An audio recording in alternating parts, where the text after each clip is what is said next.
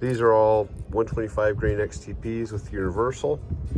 And then I loaded up a bunch of 125 grain with Titegroup as well. And then I've got 10 that are loaded with these Berries hollow point. Just want to see if I could get some expansion out of that. Those are with universal. At 38 special velocities, this is not going to expand. The thing I hate about forums, and I try not to go on them, because you can find a bunch of people that will say, yes, this stuff works great, and then you'll find an equal amount of people generally that say it's the worst thing. And that was true with Titegroup in 357 Magnum. So the only way to really know is to test it out. So that's why we're here today. Shoot. You know what I forgot? I forgot the stupid ballistic denim. I knew I was forgetting something. 1063, 1095, 1063, 1064, 1036. So we're getting basically 38 special velocities out of universal. I would say not that fantastic. Gonna load up the Titegroup. Now, one cool thing, these are virgin brass, actually on both.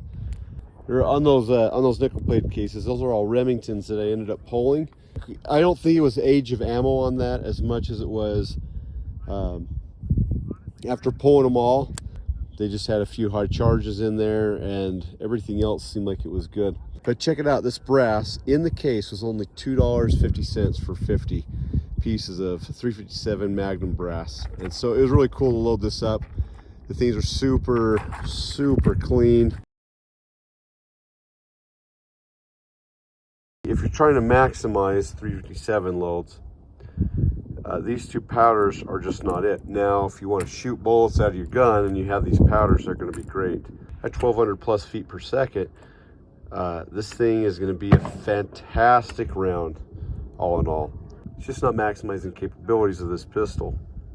This is giving us 38 special velocities, which is perfectly fine. What's more important though is, how do these shoot? Are they accurate, and do they work? Let's check out some accuracy on these bad boys. This is the universal powder.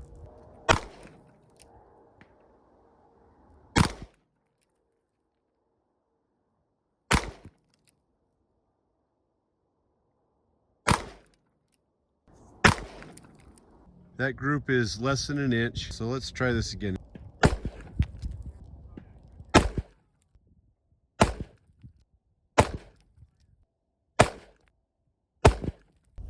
I'm gonna go from 5 meters to 15.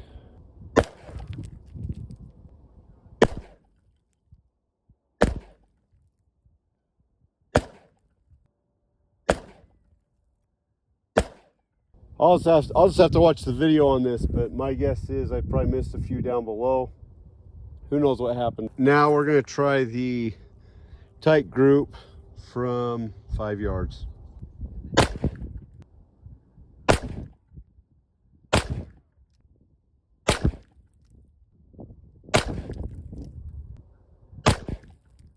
Now we're gonna do the same thing from 15 meters.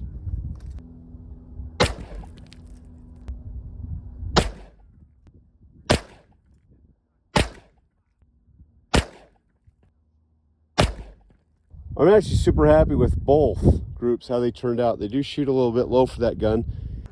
I got a few pumpkins left, but apparently we still need those for decoration, and I ain't gonna mess with that.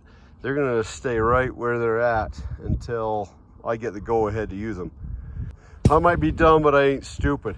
I did some studying and found out that old laundry detergent plastic jugs are the next best equivalent to a human body after a pumpkin. So I'm gonna dump one of these Titegroups into that vest right there.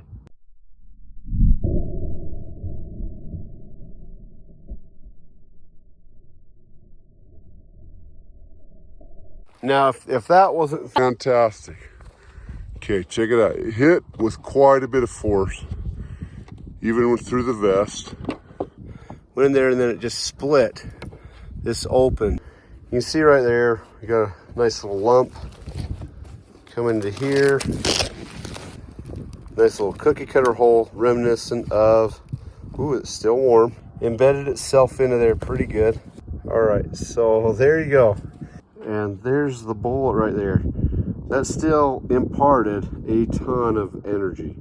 That may have stopped the vest, that may have stopped the bullet, but that is still gonna get felt in a major way. Use the ballistic vest in place of the denim and the other jug of water. We're gonna try capture one of these and see how it turns out after hitting dihydrogen monoxide. What could go wrong with this setup?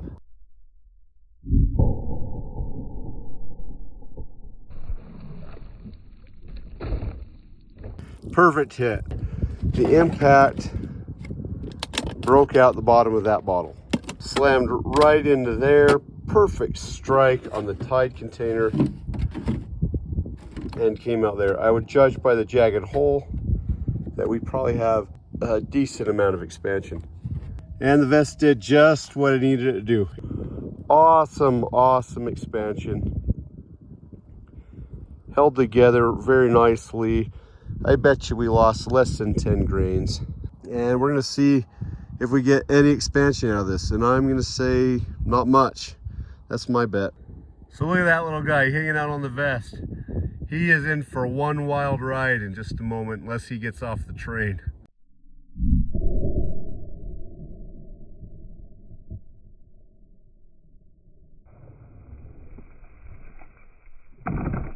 Well, it looks like the spider's gone. Bullet did pass through the fabric and is caught into the vest. The vest had nothing behind it, so it just kind of bulged out. But still, I can tell you right now, even at low velocity, still won't be hit by that one.